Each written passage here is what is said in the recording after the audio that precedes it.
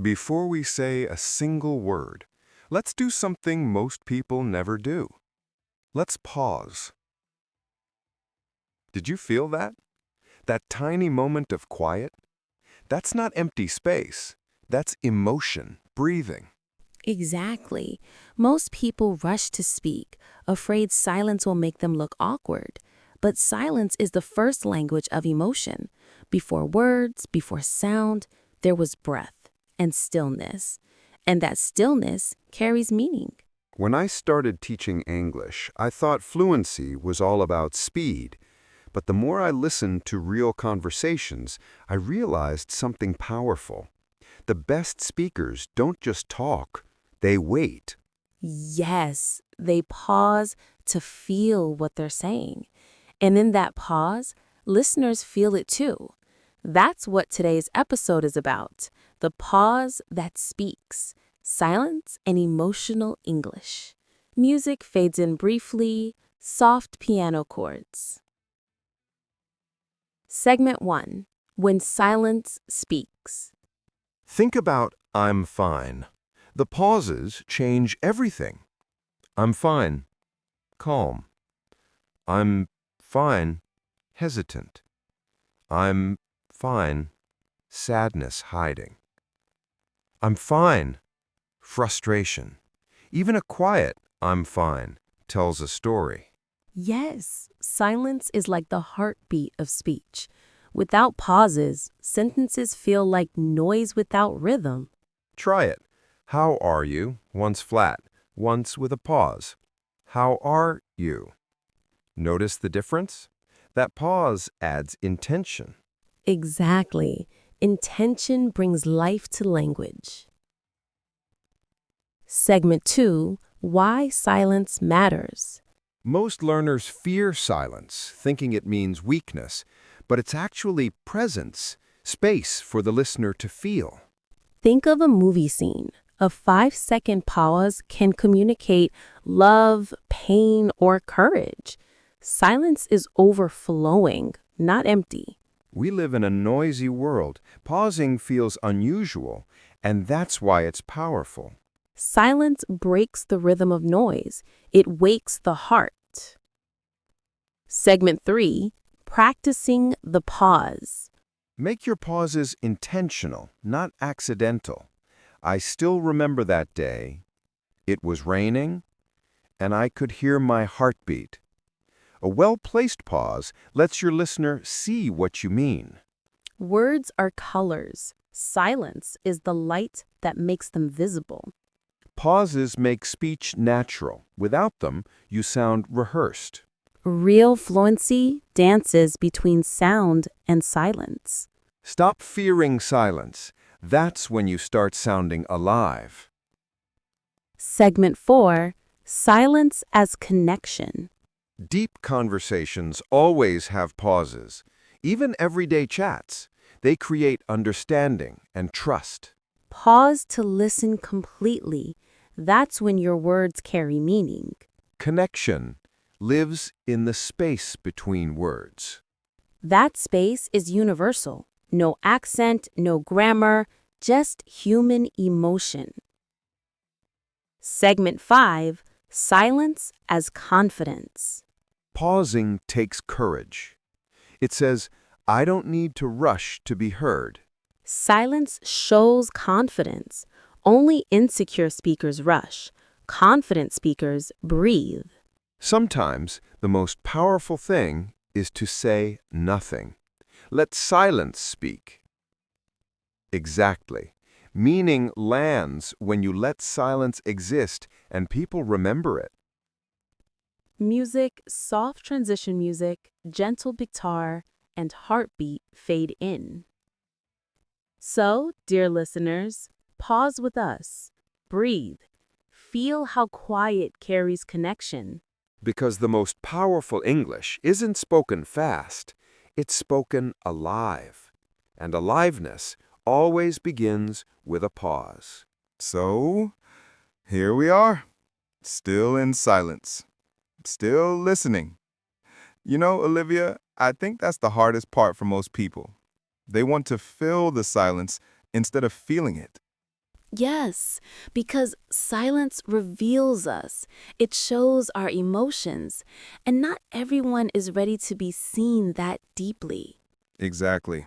But the truth is, real connection starts there. Not when you sound perfect, but when you sound present. That's such a beautiful way to say it.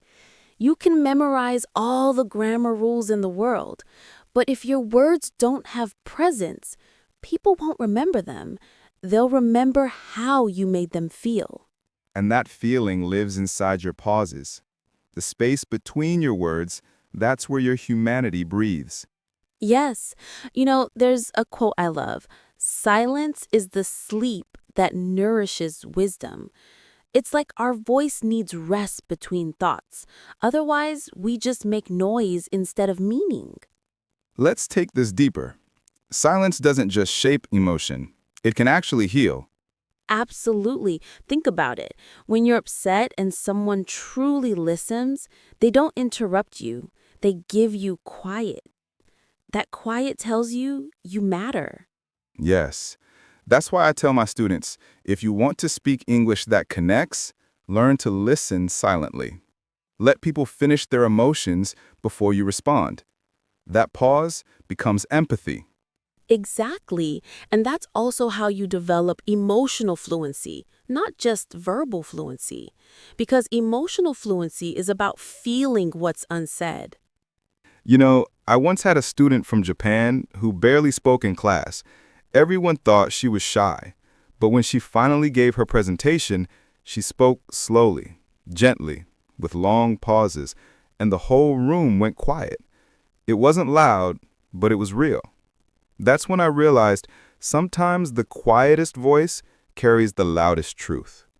That story gives me chills because it's so true. Silence doesn't demand attention, it earns it. Let's give our listeners something practical again. A few exercises they can actually try after this episode. Good idea. Okay, step 1, slow down your breathing. Before you speak, take one deep breath in. Don't rush it. That's your first pause. Yes. Then step 2, pause before emotion. Whenever you feel something strong, joy, anger, sadness, pause before you speak. That moment helps you choose your words wisely. Step 3, listen completely. When someone else is speaking, don't prepare your answer in your head. Just listen all the way through. That's a silent skill most people forget. And finally, step 4, record yourself speaking. Read something emotional, maybe a story or poem. Notice where you naturally pause. Those pauses are your emotional breathing points. Yes, and don't try to remove them. Those are the moments that make your English human. Exactly. Fluency isn't about speed, it's about rhythm. And rhythm comes from silence. William, I've been thinking about how silence is part of music too. If you remove the rests between notes, music becomes unbearable, just endless noise. That's perfect, because speaking English with emotion is like composing a song. Your words are notes, your tone is melody, and your pauses, that's the rhythm that gives everything shape. Yes, imagine a song that never breathes. It would exhaust you. The same happens with speech. Without pauses, you lose feeling. You lose connection. Exactly.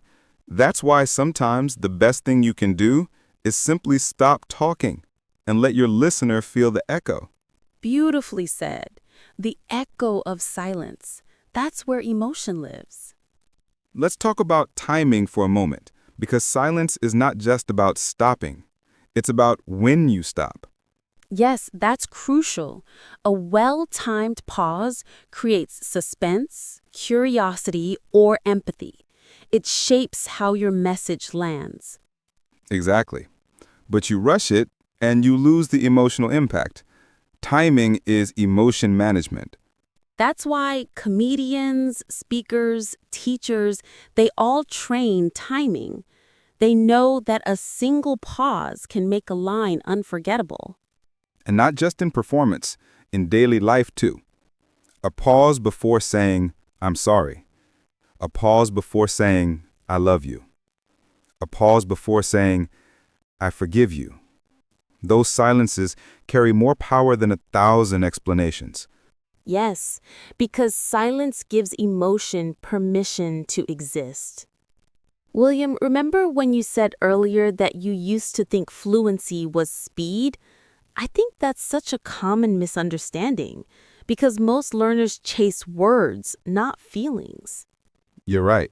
But when I finally slowed down, I realized English wasn't just about saying something, it was about feeling something. And once you feel, your voice changes. Your tone softens. Your rhythm becomes natural. You stop trying to sound fluent and start sounding alive. Yes, that's the transformation we want for our listeners, from mechanical to musical, from speaking English to feeling English. Exactly. And the secret key is silence. Because silence makes emotion audible. It's like turning on the light in a dark room. You finally see the colors that were always there, hidden under noise. That's so true. Silence doesn't remove expression, it reveals it. So let's imagine someone listening right now. They've been practicing English for years, but they still feel something's missing. What would you tell them? I tell them this: stop trying to impress people with your English. Start trying to touch people with it. And to do that, you must learn to pause. Yes, when you pause, you invite people into your feeling. You give them time to walk beside your words. Exactly. And when you do that, you no longer sound like a student. You sound like a storyteller, like someone worth listening to. Because storytelling is not just words, it's breath. And breath always lives between sounds. Right. That's why every great communicator, teacher, leader, artist, knows how to breathe between their words. It's not technique, it's truth. William, I think what we're really saying today is that silence is not just a tool, it's a bridge between hearts, between cultures, between minds. Yes, because when you pause, really pause, you make space for others. And that space becomes understanding. And that's what emotional English is about. Not sounding native, but sounding real. Exactly. And real doesn't mean perfect, it means present. You know, William, I think this is the part of the journey where English stops being a subject and becomes a feeling. Beautiful. Because language isn't just communication, it's communion. And silence is the moment that unites two souls in that communion. Yes, when two people share silence comfortably, they've already understood each other without translation. Exactly. That's the highest level of emotional fluency. The silence that speaks love, respect, and presence. So, as we reach the end of today's journey, we invite you to do something simple. Before your next conversation, pause. Take one deep breath in. Feel your heartbeat, and then speak. Yes, because when you pause first, you bring emotion with you. And that emotion makes your English unforgettable. Exactly. Remember, fluency is not speed. Confidence is not volume. Connection is not grammar. It's the pause that speaks. Beautifully said. And if you can master that silence, you'll not only speak English, you'll move people with it. So take that pause. Breathe into your words. Let silence be your teacher. Because silence isn't the absence of sound, it's the presence of soul. This has been Miss English AI Podcast, and today we learn to feel the pause that speaks. Until next time, speak less, feel more. And remember, sometimes the most powerful English word is silence.